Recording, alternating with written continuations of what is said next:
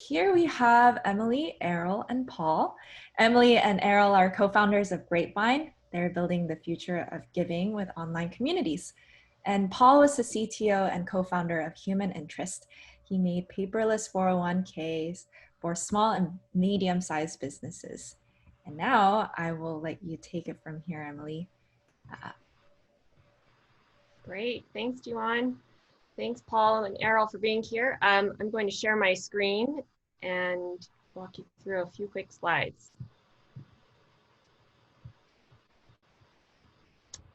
Can everyone see that? Okay, great. So we are Grapevine, your home for collaborative giving. Donors would move $47 billion more per year if they just had a better way to give, according to the Gates Foundation. We're the right team to go after this opportunity. We're a team of serial founders, builders, and community experts. And here's our unique insight. Giving is changing. Giving circles are the fastest growing social movement in this enormous philanthropic space.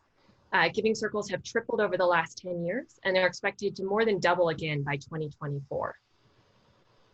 Quite simply, a giving circle is when a group of donors come together to pool their donations, and then they decide together where to give the combined amount. They repeat this every month or every quarter or every year, and they watch that collective impact of the group continue to grow. But these social groups are really difficult to manage. It can take weeks, if not months, to set up the payment and community engagement infrastructure, to manage them in an ongoing way, and ultimately to grow them over time. So we're building a simple solution that makes collaborative giving easy and accessible for everyone. It's a tip-based platform with an all-in-one payment and community engagement solution that helps these circles to launch, grow, and ultimately succeed. We make it simple to get up and running in just a few minutes. We make it easy and seamless to manage all of the operations in one place.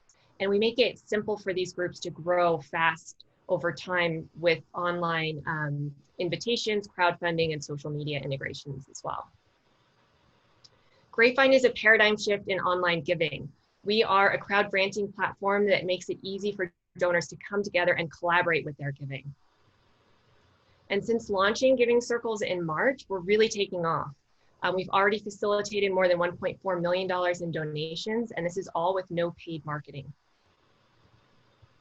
And we're projecting to reach more than $1 billion per year by 2025.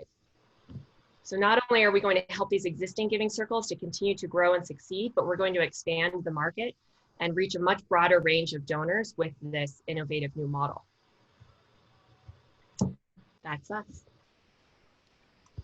Awesome. Thanks for sharing that, Emma. That was a great presentation. So I just want to say that it's been really incredible seeing Grapevine grow over these past few months from really kind of a labor of love that Emily's been working on for quite some time to something that's seen explosive growth over the past, I would say 6 or 7 months in 2020. I think this is sort of like the right startup at the right time and really has a unique ability to kind of harness what we've seen work in consumer apps, like you were saying, GoFundMe and Kickstarter, as well as bring Emily's deep philanthropic background and Errol's deep technical background into the mix.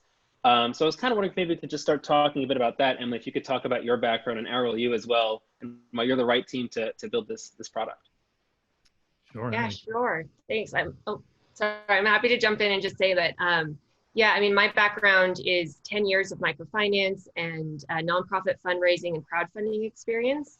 So I spent my time at Harvard Business School, built consulting for Kickstarter first, and then actually launched a new crowdfunding platform while I was there. Throw it to Errol for his background. Yeah, I've been the co-founder and CTO at a number of startups. The first was 17 Feet, which was acquired by Google, and then Soldsy, which had backing from first round capital, and then built and was acquired, and then built Wonder School most recently, which is backed by Andreessen Horowitz and is still operating. That's amazing. Both of you, serious accomplishments in your respective fields coming together to build this new company that hopefully can change philanthropy. One thing that always struck me about Grapevine is that it's both a social enterprise as well as a fintech business. And there's a really strong alignment, I think, in my mind, and I think in yours as well, between kind of the growth of tips and the growth of revenue and its ability to accomplish its mission. I don't know if Emily, you want to kind of talk about that and how you kind of came about to arriving at its business model and that potential therein. Yeah, sure. I mean, what we saw is that this tip-based model is one that's highly scalable and is one that has been very successfully used by a number of large fintechs like GoFundMe and others. And it also just aligns the kind of impact that we want to be having by facilitating more donations with our revenue directly, right? So as I mentioned before, we're projecting to reach $1 billion in donations moved by 2025. And that corresponds to about $70 million in revenue in 2025 as well, given what we're seeing on the platform now, which is $1.4 million in donations moved in 2020. And that is from 67% month over month growth in donations over the past 6 months. Wow. Lots of new dollars donated and lots of new revenue for Grapevine. It's really inspiring to see both of those things. I'm curious if you could talk a little bit about kind of the potential to replace what's currently going on in the philanthropic world, because a lot of your current giving circles have been kind of operating on kind of a shoestring methodology, lots of kind of manual work out of spreadsheets and things like that.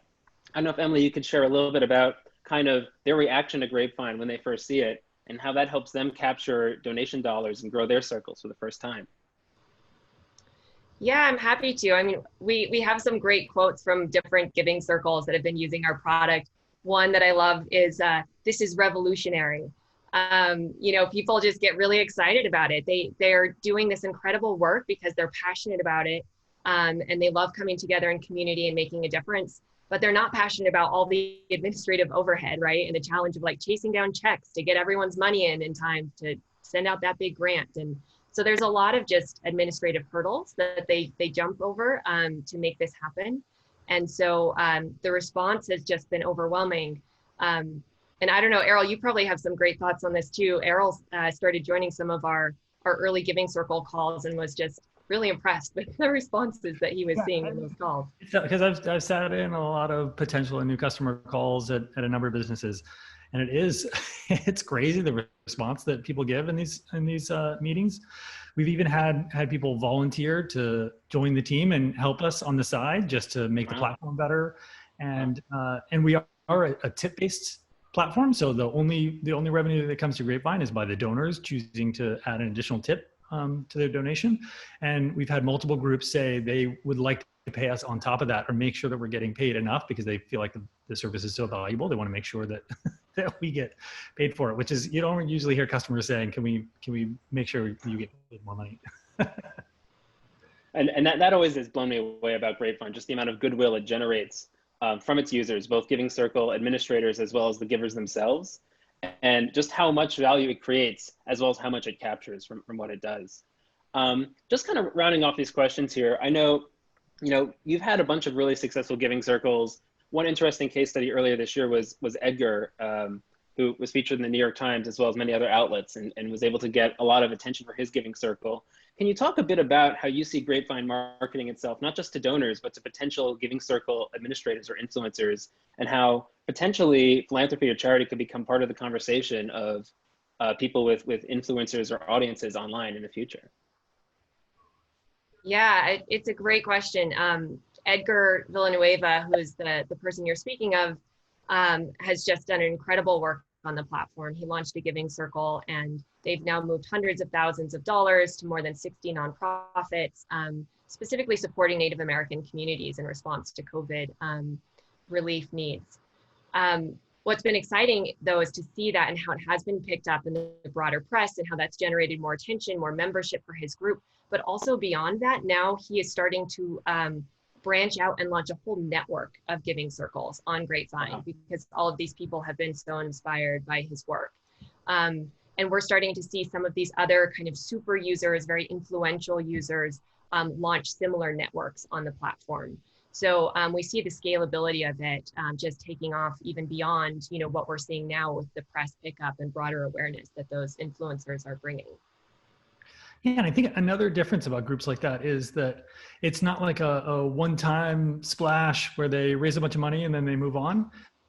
people join these giving circles to be part of the community, and then they schedule to give on a regular basis. So it keeps going. It's not like it hits one time and then it's over and you have to make another hit.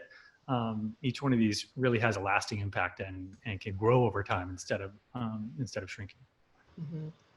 I think that's an important part of Grapevine's model. The recurring tips and therefore recurring revenue is so rare to see in a philanthropically minded business. And as well as Emily, as you were mentioning, kind of this new dimension of philanthropy in influencer, media. So much of the conversation on social media these days seems to be about social problems, but I think Grapevine is unique in that it offers people a chance to do something about it. And people who have an audience but don't have a lot of money, maybe in their audience they have folks who do have some extra money, they can mobilize that audience to causes that they're expert in and care about. And obviously, in 2020 and even before then, there's a lot of problems that need solving. And I think Grapevine is going to be an important piece of kind of enabling people to solve big problems. It's really inspiring. So kind of one thing I wanted to finish off on is just kind of, where do you see the team headed? I mean, you two obviously have really great backgrounds, but we're trying to raise some more money for Grapevine and get some more money in the door. What are our next hires or our next moves to kind of keep growing or keep up with the amazing growth we've seen in 2020? Yeah, it's a great question. We've been talking through this quite a bit recently, actually. And so we are seeing so much exciting demand and opportunity for the platform and need for it right now that we're swamped, right? And we know we could be doing more and we could be helping more if we had more resources. So we're looking at investing in expanding the engineering team to help unlock more features that will help unlock more growth and support these groups further, as well as investing in our growth team so that we can reach out more and connect and support these groups more. So those are the two key areas. Nice. Well, I think as an investor, I'm excited to put money into Grapevine because I can see how quickly that capital can be used to grow the business and capture more donations. So I think this is definitely a company that's really ready to scale and, very attractive, I think, to an investor who's interested in seeing their money, be immediately turned into new growth for the company. Unfortunately, that's all the time we have, but it was great seeing you two again. It was really amazing working with you over the past few months and seeing how quickly Grapevine has grown and all the things you've accomplished. So I'll be looking forward to your next update and seeing how you kind of keep this mission going. It's been awesome to watch so far. Awesome. Thanks, Paul. Yeah, thank you, Paul. Thanks, Juan.